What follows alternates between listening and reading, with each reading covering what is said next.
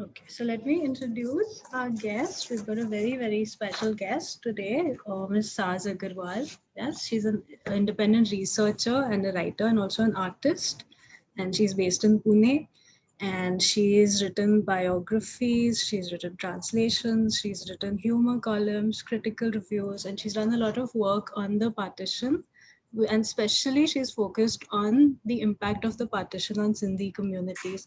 And so she's written in 2012, she wrote a book called Sindh Stories from a Vanished Homeland, which was a collection of stories of people from Sindh who she interviewed who had experienced the partition and their life stories. And then this is another book of hers. It's called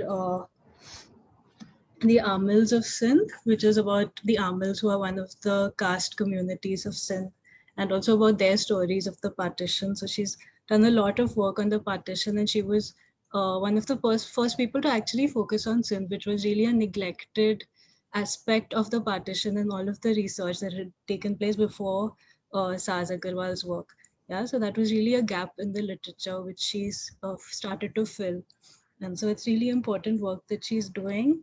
And I'm so glad that she's agreed to come here and talk to us and share everything that she's learned with us. So thank you so much, Saz, for coming. And we're really looking forward to hearing what you have to say. Thank you, Professor Saloni, and welcome all of you. Thank you for being here to attend this talk. I hope you'll find it interesting and useful. Just give me a minute while I share my screen and I will start. Uh, I call the talk Beyond the Cliches of Partition because, and actually, when I started doing this, which was about exactly, not about, it was exactly 8 years ago.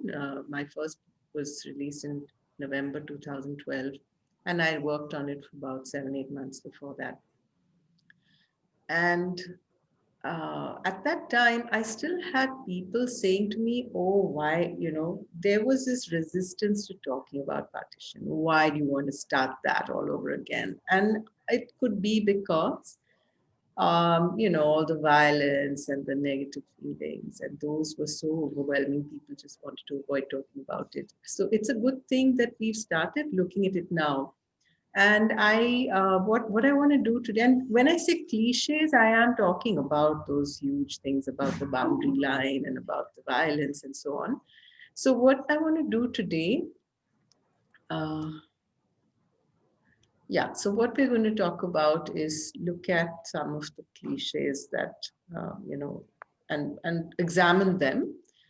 And then I also want to have, I want to talk to you something that I observed about how partition affected places which were not close to the border.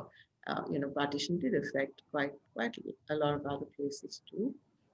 And then unexpectedly, the loss of culture and the loss of identity faced by some of the groups that were affected by partition.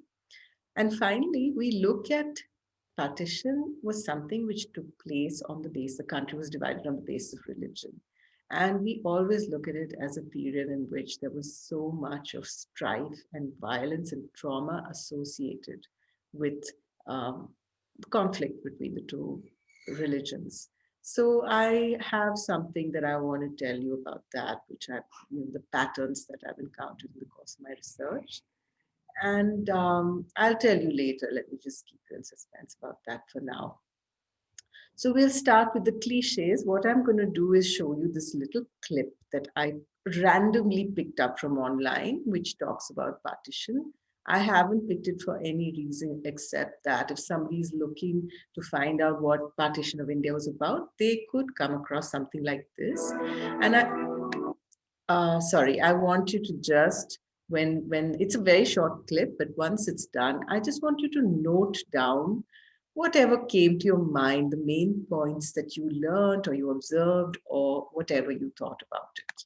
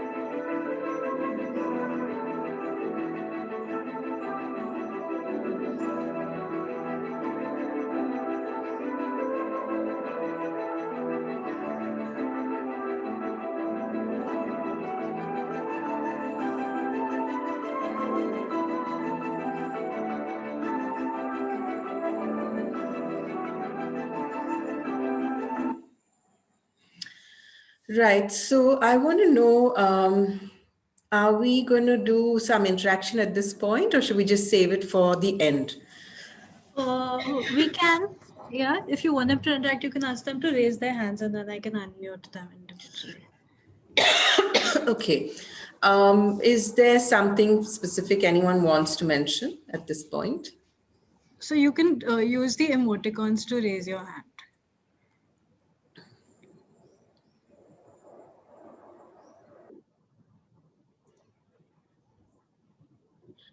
Right. So let me, when I watched this, I had a few points that I noticed that was said here. And I thought, let me look at them a little. Let me tell you what I thought when I saw these things. And when I'm done, if you have anything you want to talk about, we can do that. So first was the mention of Kashmir. Then they also said that his main challenge was the division of Punjab and Bengal. And the third point that I noted was that he submitted his plan on the 9th of August and it was made public only on the 17th of August, which is such a huge thing. And let's start with talking about that briefly. That, we celebrated Independence Day. There was huge celebrations, national celebrations all across Pakistan on the 14th and India on the 15th. And 2 days later, there were so many people who did not know which country they were in. And they found out later. And this is what happened. As we all know, there was so much of confusion. And so that was the first thing that, of course, this is something everybody knows. Now, coming to Kashmir, they mentioned that Kashmir was left out. But if you look at the map, it wasn't just Kashmir that was left out. And as you probably know, that we had so many small states, small princely states across India. I'm not 100% sure. You might want to correct me about the number. 565 is something that I believe it was. A huge number of princely states, which were not the only, Kashmir was definitely not the only one that was left out. In fact, it wasn't even, as you know, it wasn't even the majority Muslim state. And you know what happened after this, the very complicated accession that took place. But Kashmir remains. Then they also mentioned that the main challenge was the division of Punjab and Bengal, which of course was true because he was drawing the border, dividing them. And what was not mentioned at all was that there was a province which never got divided. The whole of Sindh, the province of Sindh, which did have significant Hindu population, was given intact to Pakistan. And it wasn't a problem. It wasn't perceived as anything wrong that, because there were Hindus in it, it should be separate. It was not considered. And the reason is because Sindh had been a Muslim majority province for centuries.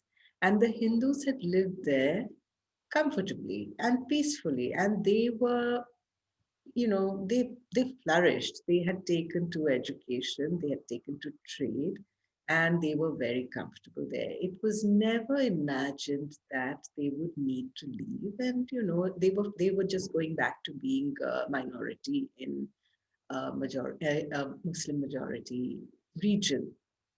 But there were events that took place after partition, and that led to a mass exodus of the Hindus from Sindh. And this is, I mean, they left their ancestral homeland through many means, and this was just one of them. Where this picture is Margaret Bourke-White in life, which is where a lot of our partition images come from. And this is a ship at Kiamari docks in Karachi, and people are they've come here with a few suitcases and they left everything else behind. And the Sindh story, because for various reasons, as Professor Saloni said, it was not. I mean, we're just beginning to investigate what actually happened, what was the impact of partition on the cities. And I'm going to be telling you some of the things that I've learned. But before we go there, in fact, this is part of what I'll tell you even here. This photo, it actually covers both two of these points. The main challenge was the division of Punjab and Bengal, and it has something to do with one of the princely states as well. So here, the person, I'm assuming that you recognize the person on the right, but not the person on the left. And the person on the left, is actually an extremely interesting and important person who just fell out of the history books. And his name is Pratap Diyaldas Nanwani, and he's called Bhai Pratap. And he was a Sindhi businessman in from a trading family that started trading internationally in the early 20th century, or maybe even in the early 19th century. And when he took over his business, so his father died, leaving the business to his elder brother. Then the elder brother died. And at that time, he was in college and he was responsible for his family, for the family business. So he dropped out of college and took over the business. And it was at that time floundering. And this business was not just in Sindh, it wasn't even just in Bombay, it was all around the globe from Aden to Cairo to Gibraltar to the Canary Islands and in the east to various ports in Indonesia, China, Japan. And so he was a businessman bringing a lot of money back into Hyderabad, Sindh, which is where his home was. But he was also a very socially conscious person, and right through the Indian freedom struggle, he participated. His home was a base for the leaders of the Indian National Congress when they visited Sindh. And his home was also a hotbed of revolutionary activities like printing pamphlets and stamping on currency notes and various activities which could have got him into a lot of trouble. After partition, uh, he started looking for a place when the exodus began and everybody realized that the Hindus have to leave. Bhai Pratap began looking for a place where they could build a community in the new India. And he looked at Kutch because it was the region close to Sindh in terms of language, in terms of culture, geographically. And with Gandhi's help, they approached the Maharao of Kutch, who very graciously donated to them 15,000 acres of his kingdom. Now, the kingdom of Kutch, a large part of it, and a large part of the 15,000 acres that was given to Bhai Pratap to rehabilitate and to resettle the Sindhi community, was largely barren wasteland. But he was very happy because it was on the coast and there was a creek which he knew could be turned into a port. Being a businessman who traded internationally, he knew what that meant. And he set up a joint stock company called the Sindhu Resettlement Corporation, in which investors brought in money. And the purpose of that was to build civic amenities for the new township that he was going to build.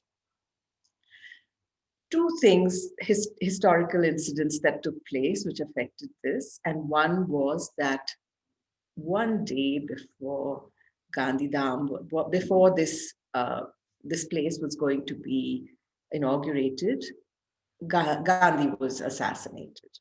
So that's the reason why they chose the name Gandhidham, because in honor of Gandhi, who they thanked for actually having helped them arrange it. The other thing that happened was the accession of the princely states, which we just spoke about. And after that took place, it was found that many of the princes had given over huge grants of land to their favored courtiers or to their relatives or whatever. So the government of India declared every grant made in the last 6 months before their accession as null and void.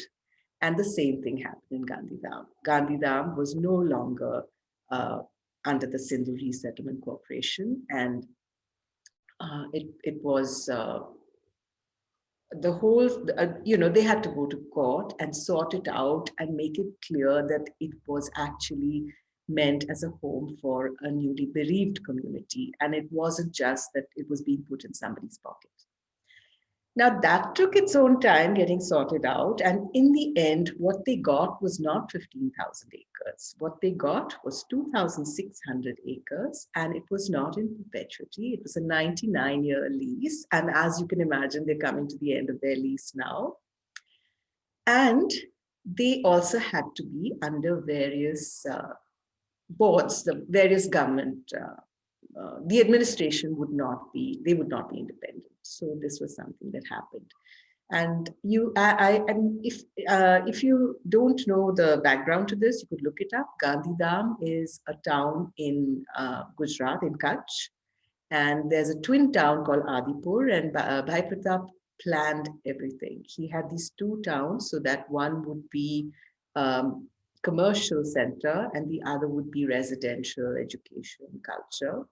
And he also started building Kandla Port, and he did that personally. He worked with he brought in engineers and he worked with them. And this is something which nobody knows. I've spent a lot of time looking through the documents pertaining to Kandla Port, and there's not a single mention of Bhai Pratap, who actually founded it. So this is what happens in history. So leaving aside that, I just wanted you to get an idea of how, when you look at things in a superficial way, there's so much that you don't see, which is really important to understand. And we'll move on to looking at some places. And of course, we know what happened in Delhi. There was a huge new population, and Delhi changed a lot based on that. Some of the quarters of Delhi are completely, they are built by the so-called refugees from across the new border. But let's look at what happened in Pune. I've been very fortunate to work with people who were affected by partition and who settled in Pune. And this is what Pune looked like back then, this quiet little cantonment town. And this lady is Maya Thadani. She would have been a child at the time of partition. I love this photo because it shows a piece of furniture called Pingo, which is this huge, like a swing. And a lot of the Sindhi homes had this. And of course, they had to leave their Pingos behind. Maya is very lucky she has hers. And the reason is because her family was already in Pune when partition took place. And when her mother got married and came to Pune, where her father was a professor at the engineering college, this came along with her as part of her dowry. And you hardly get to see any of these anymore. So this is Professor Tolani and Maya's parents, and he became the principal of the Pune Engineering College in time. But when partition took place, they had, because they were in Pune and they had a base, they had this huge horde of relatives coming to stay with them. And the house was full, and small rooms, toilets weren't enough. And it was a very difficult time for the family, but Professor Tolani helped to resettle them in whatever they'd been doing back in Sindh, find new opportunities. And there were so many students whose education was disrupted. So he was instrumental in helping there as well. Now let me move to someone else. This is S.P. Malhotra, and he was from Rawalpindi. He was born in Rawalpindi. His father ran a deluxe store in Rawalpindi. But his father died when he was only 16 years old. And he was the eldest boy in the family. And, to lose a father in those days, it meant that you had nothing. You had nothing, you had no income, your home was gone, but his mother, her brother said, now you come and live with us. And she said, no, my son is going to look after you. So when he was 16 years old, he became Malhotra Saab and he took over the family business and he began to run it well enough. And very sadly, in less than 2 years, he lost his mother too. And the following year, or maybe 18 months later, partition took place, and there was a lot of violence in Rawalpindi. Now, as I said, he was only 19, but still he was the head of the family and he was responsible for his younger siblings. And his sister, I think his sister was older, but not that much older, but she was married and had her husband and children, and he made arrangements to get them away to safety. He had no intention of leaving himself because he was a landed person. I mean, he couldn't just leave everything. He would have probably preferred to wind up, maybe try and stay on, wait till the madness ended, continue life as it had been before, or maybe wind up and leave. And, that would have been the last thing on his mind. But he made arrangements for his sister Kailash and her family, her babies, to travel across the new border in a train, a military train, so that they'd be protected. And he went to the railway station to see them off. And he went into the train. And when the train started, he tried to get off, and his sister refused to let him get off. And she said, no, no, I won't leave you. If you're getting off, I'm getting off as well. So he said, okay. He thought he'd get off at the next railway station. And the train did not stop. It just kept on, and it would stop in, it never stopped at any railway station. They would speed up and run through the stations because obviously they were trying to avoid the violence that was happening. And that's how he arrived in Delhi. He had left his home. He'd had breakfast and he told the boy who made him his breakfast that I'll just be back. And he had some money with him. Now, he was not the kind of person to leave the day's takings lying around. He was carrying them with him. So he had a little bit of cash. And they came to Delhi, and that's when they found a place. It wasn't that easy. It wasn't that hard to find a place because there were places that had been abandoned. They found a room, and within the next few days, relatives started coming and the little place started getting crowded. So he and his younger brother and his brother-in-law, they decided to find a place for themselves. And they got into a train, and it's a little bit of a story because they've traveled around, they looked at different options, and then they came to our lovely Pune, which they found was they arrived at the station, and then by the next day, they had rented a store on MG Road, and they rented a shoe store, if I'm not mistaken. In time, within the next few years, they started trading, but being enterprising, they began manufacturing. And this was the early industrialization of Pune. In the late 1950s, they were one of the earliest to be out of it. And I'm very fortunate that I had the chance to work with him. You can read his full story. It's on academia. And then I also will tell you a little bit about P.P. Chhabria, whose story I also worked with him to write his story.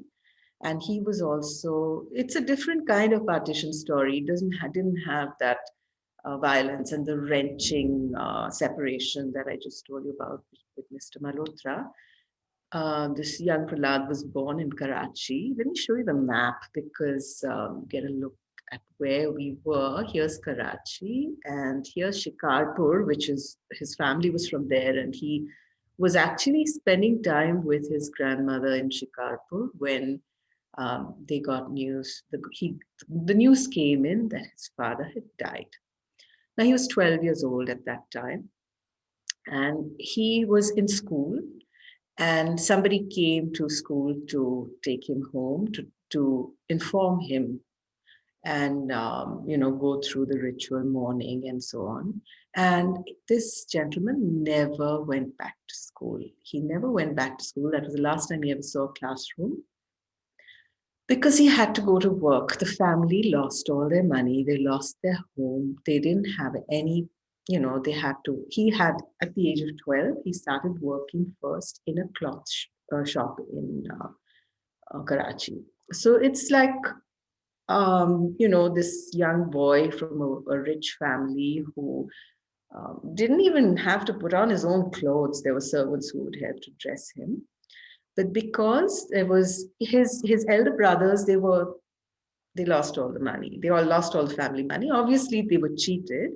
They were just 18 and 20 themselves. I mean, they were kids. So when we talked about it years later, one of the things we discussed is that today, so many people lose everything, but they don't leave their home and, put their kids on the streets. They know what to do and, work their way back. But unfortunately, that didn't happen with him. One of the things that he did while he was in Karachi and working, one of the jobs he did was he had to sit in a truck. Uh, when the truck was making its deliveries, he was the boy who was sitting next to the driver and making sure that no petrol was stolen. And most of the truck drivers were Pathans. So in these 3 months of spending the day in the truck, this young man learned how to speak Pashto, and he always knew how to speak Pashto. So he was a linguist, actually, in the sense that when he came to Pune, if he had to address a gathering, it would be in Marathi. But he also had a stint in Amritsar, which is somewhere up here, where he worked in his brother-in-law's shop for a while, going around the Katra on a bicycle, collecting money from people who owed them. And then he was sent to where are we? We're here in Pune, where he had relatives. I mean, again, this was basically because they didn't have a home. So they needed a place where everybody could live. I mean, for each one of them, there had to be arrangements made for them to live where they would get fed. So he was sent to Pune, where they had a family, where they had relatives who ran a store.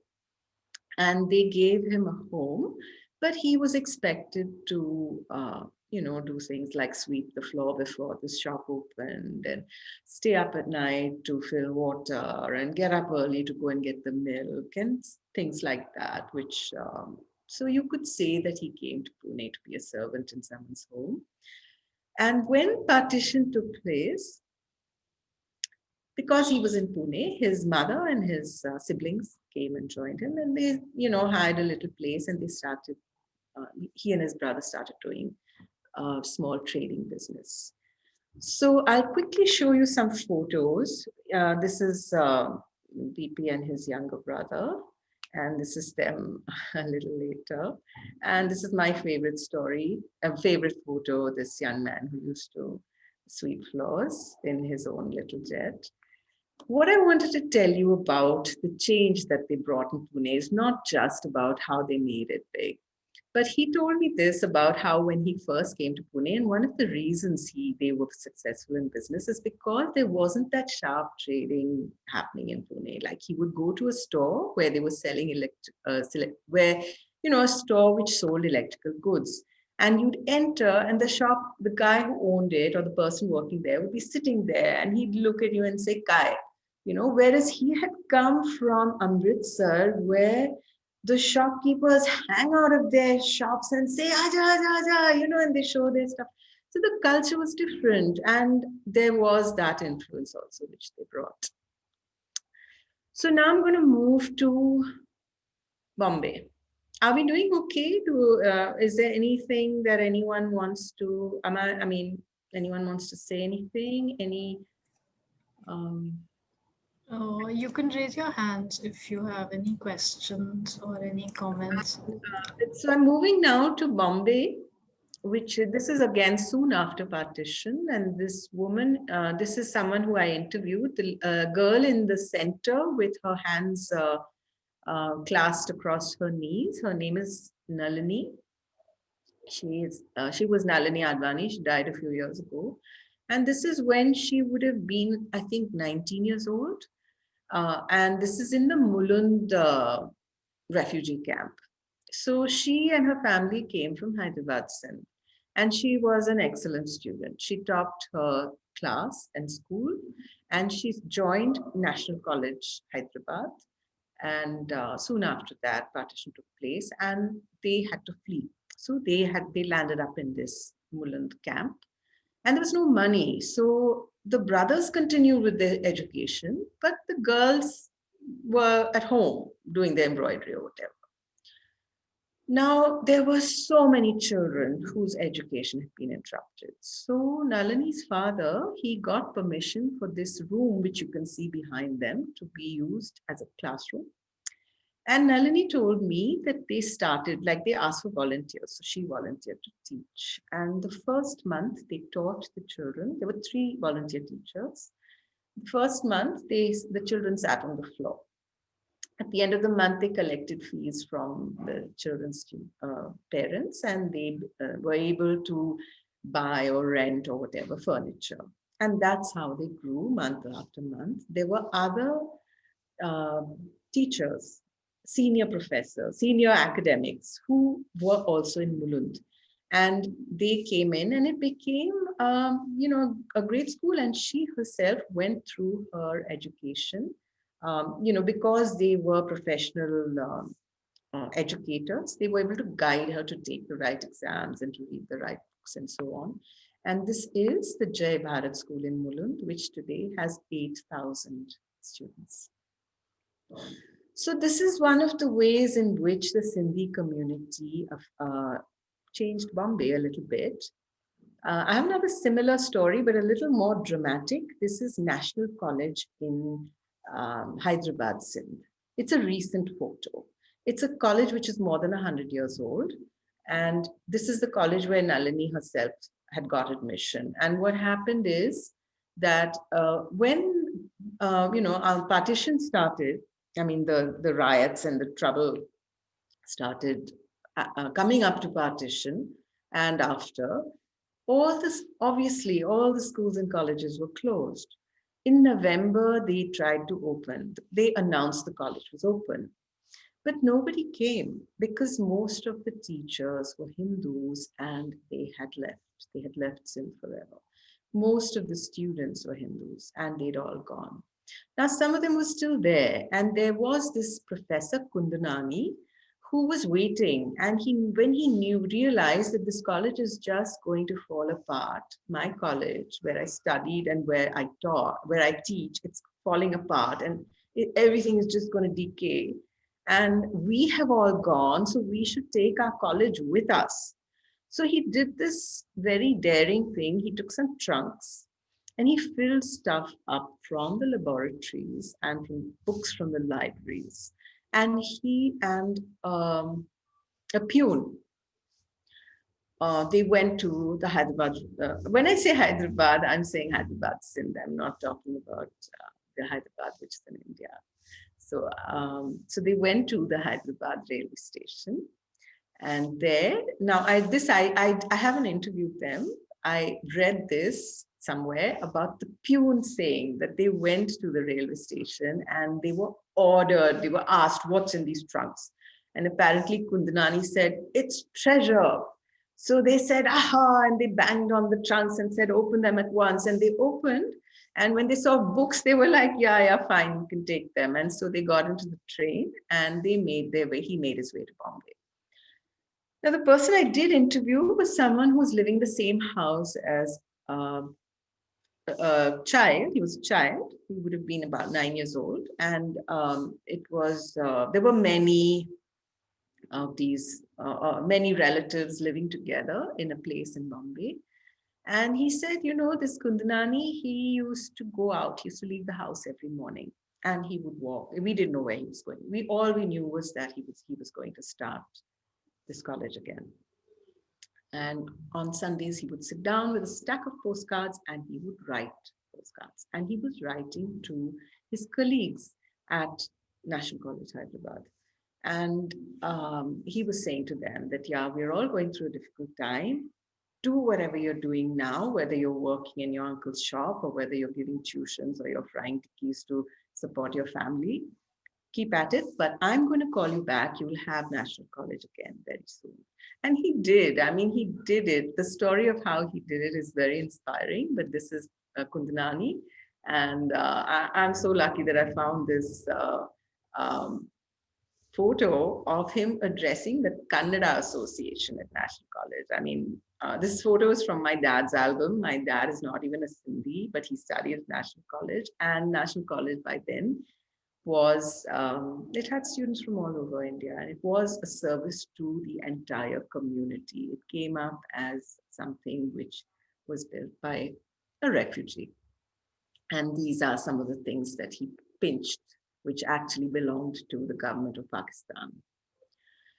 So um, this is what the Sindhis did to Bombay, actually. And what happened is, you know, we see them as these like rich guys with big cars and, you know, pointy shoes and white clothes and all this. But you think about this, when they arrived in Bombay, they had nothing.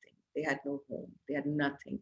So some of them, they built homes for themselves and their families. And those who did those early homes, it wasn't for money. It was because they needed a roof over their heads. And then that became their profession. And then this is what happened to Bombay. So what happened to the Sindhis is that they lost their language. They lost their culture. Has anyone here heard of Shah Abdul Latif? Except for Professor Saloni. Maybe some of you have, because you're all readers, you're thinkers. But some of the people I know have heard his name, and most of them don't know what it's about. But he is one of the great icons of Sindh, and he was somebody who so influenced the thinking. He influenced the vocabulary. He influenced you know, people's goals in life. And look him up if you can. I want to tell you something very personal, which is to do with Sindhi culture. And that's to do with my name, which is a very peculiar name if you think about it. Why would someone have a name called Saz? You know, it's not a name. And I grew up in the South. So it was such a headache of a name because there's no Z sound in most of the South Indian languages. So I still have classmates who think my name means mother-in-law. So it was very difficult for me. When I came to college in Bombay, and you know, the first time I said to someone when I was introducing myself, and then I told her my name, and she was like, "Oh wow, what a lovely name!" And I was like, "What? Are you serious?" Because I'd always found my name very difficult. But what I wanted to tell you is that I now realize that my mother named me, it was a pen name, because she used to tell me when I started writing that why don't you just call yourself Saz? You don't have to give yourself a surname. You don't have to mention your surname, you're Saz. And now, after I talked to so many people and interviewed so many writers and read so much, I know this, that the tradition was that you pick your own name, or people name you based on, you know, like you have Sachal and you have Sarmas and you have Sami. These were names given to poets. So my name is Saz, actually it's a pen name. And I don't know this for a fact because my mother died before I could ask her. And the reason she never told me this is because the Sindhis never talked about Sindh. Most of them never said anything. And, you know, I've experienced this with most of the families I've interviewed. It's not much knowledge. Yeah, there are a few who nurtured their family stories, and there are some who took things with them, but not mine and not most. So this is the price they pay. There's no place where Sindhi is spoken on the street in India, and the language never got a chance to move on. Parents wanted their children to integrate with local communities. And yeah, Sindhi is actually a language listed in Schedule 8 of the Indian Constitution. It's a national language, but nobody speaks it. And Sindhi is doing very well in Sindh, of course, but not in India. And nobody knows we link Sindhis with materialism. We link Sindhis, you know, even the positive attributes.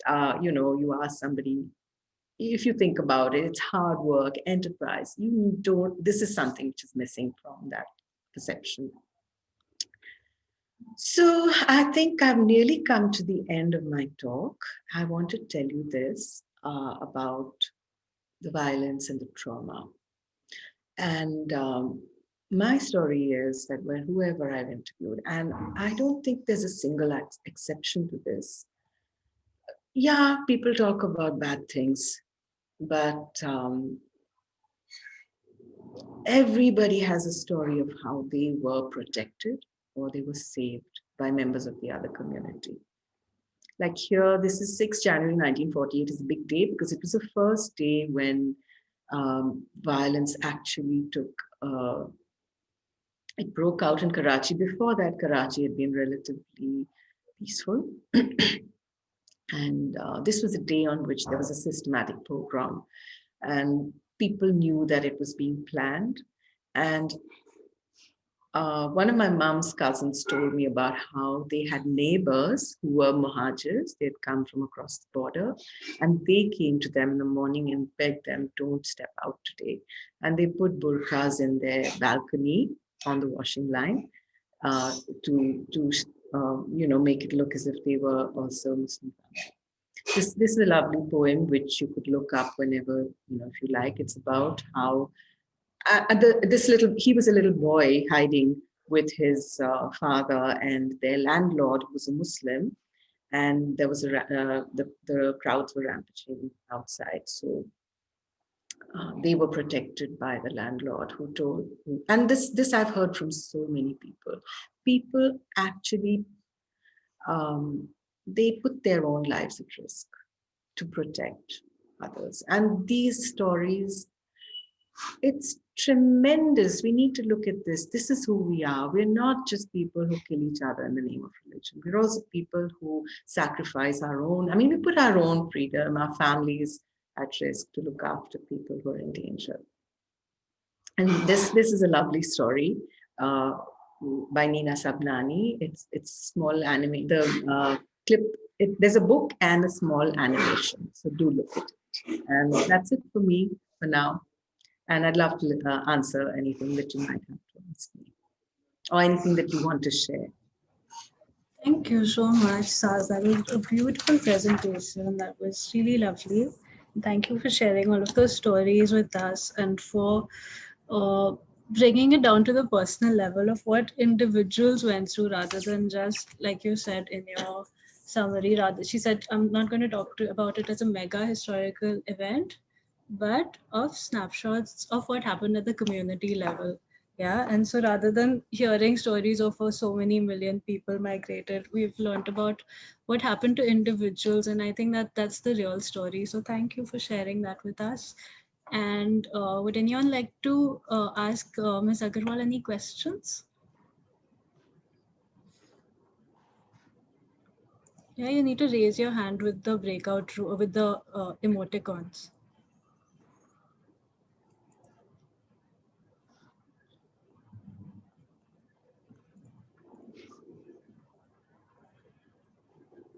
Kapish, I'm just going to unmute you. Yeah. Can you hear me? Yeah, Yeah, hi. we can.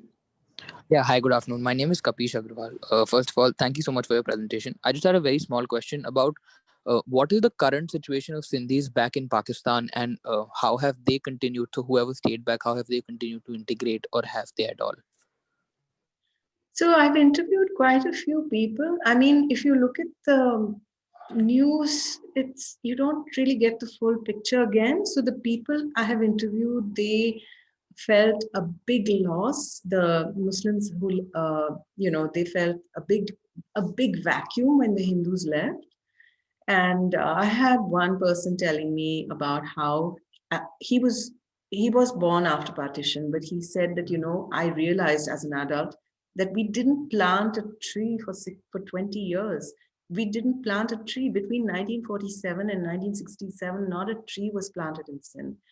And that's kind of symbolic of what happened, because I think, I'm not very sure about the date, but I think 1950, they announced something called one unit, which meant that it was one country with one language, and because of one religion. So we are one people, and we'll all speak only Urdu. And of course, that's that's one of the steps that led to the formation of Bangladesh, where Bengali speak in Bengali, and Sindhi speak in Sindhi. But one full generation lost their education in Sindhi because it was converted to Urdu medium. And I think in 1971, when Bhutto came in, I think that may be when the Sindhi education started again. I'm not very sure about this, but I do know that this has been a problem. The feeling of being colonized, of having their culture. And, even today, the way we in India have our prejudices against Sindhis and our stereotypes, it's the same in Sindh as well. But the Sindhis there are seen differently. There's this, like here we have this pointy shoe and diamonds cliche. In Sindh, the cliche is that, oh, you're only fit to feed your donkeys. So they're seen as not an uncultured, unlettered lot. And yeah, I mean, they're quite, and the thing is that Sindhis, they are not radical in terms of religion. They're very relaxed. They believe, like I told you about Shah Abdul Latif, that'll explain a lot if you read a bit of his philosophy. It's about, union with the divine more than anything else, more than having a different, like quarreling between religions. So there was always a lot of um, enjoying each other's festivals and respecting each other's places of worship. And all that changed. That changed. And I wandered off a little. Did I answer what you asked me? What their situation is right now is that, yeah, they're getting back their ground. They lost a lot, and they are not a militant lot, which is why there's not more trouble than there is. Sure. Thank you so much. Thanks. Shreya? Yes, thank you so much, Professor Saloni. Hi, Ms. Agarwal. Thank you Hi. so much for your presentation. It was a really good way to not think about the elections and stay away from the polls. It was a very interesting snapshot of individual histories. My question was about the integration of Sindhis in these different places. I was wondering if caste had a role to play in the upward mobility as well as the cultural integration and the reshaping of identities that Sindhi families had to go through, because like even after the partition and before that, a lot of upward mobility has been reliant on caste advantage and disadvantage. And you mentioned your mother telling you that Sindhis don't usually speak a lot about surnames. So I was wondering if that had a role to play at all. Not really. I mean, the personal example I gave was about writers. Writers just use one word which describes them. It wasn't about surnames. But to come to this point about caste and the Hindus of Sindh, a lot of in Sindh, Hindus as a minority, they were pretty much running the place. There was one group of educated Sindhis who were senior in the administration, and there was a much larger group. It's a mercantile community. They were in business, both in within the province and outside it. As I told you about this, the person I showed you, Bhai Pratap, he wasn't the only one. There was this huge group of capitalists who had businesses all around the world. So these were the Hindus, and they were the middle class of Sindh. And when they left, Sindh lost its middle class. So it wasn't about castes. There are Sindhi Brahmins, but they don't have the same kind of hold over the population as in many other parts of India. Now, the interesting thing, so until very recently, until just a few years ago, even when I first started studying this whole community and this region, the impression was that most of the Hindus had left. Almost all had left. and there were a few who chosen to stay. Now we realize that there are like so many who never had an opportunity to even think of going because they're the Dalits. I mean, we call them Dalits now, but they're the underprivileged Hindus who worked, and the exploited ones who lived in the rural areas, and they are very much still there. So if you're looking at castes, then yeah, there we have our Dalits out there as well, and they are just as marginalized as they are in India. That's a separate story. I can't tell you much about it. I just know that it's there. But those who left, well, Sindhis say they don't have a caste system, but yeah, there are caste practices that you see them follow.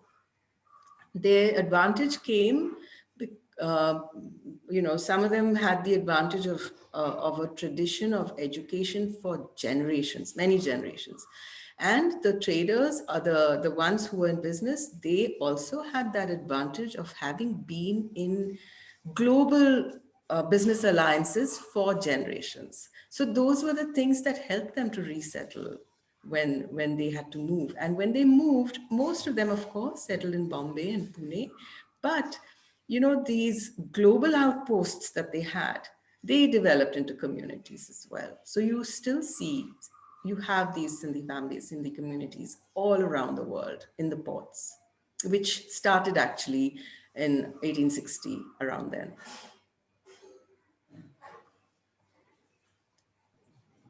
Any other questions for Ms. Agarwal?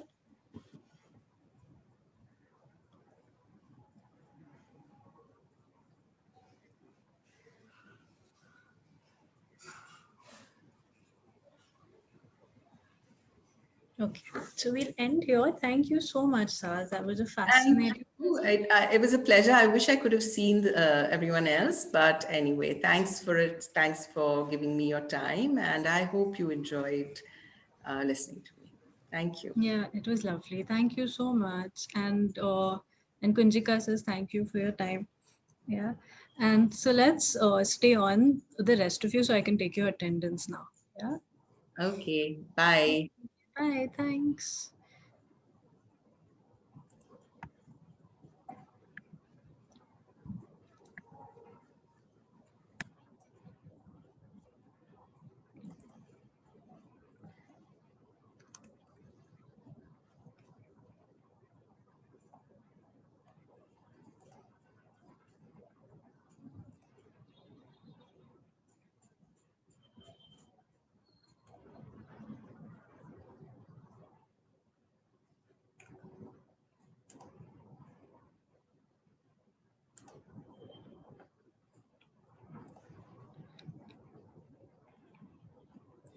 Kapish, wait, let me try to,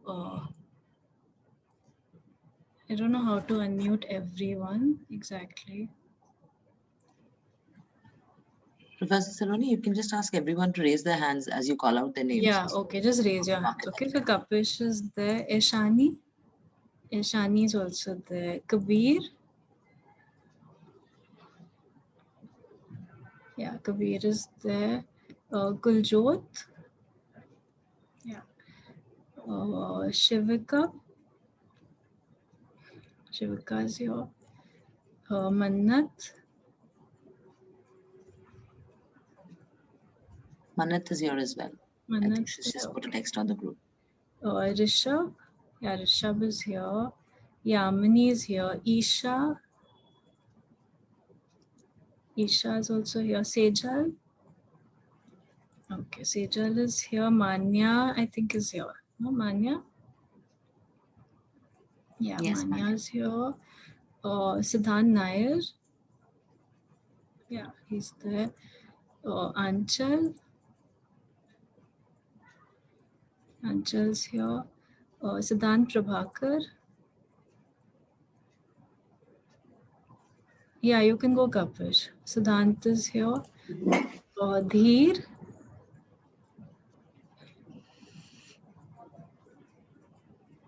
Yeah, Dheer is there. Muskan. Yeah, Muskan is here. Kushal.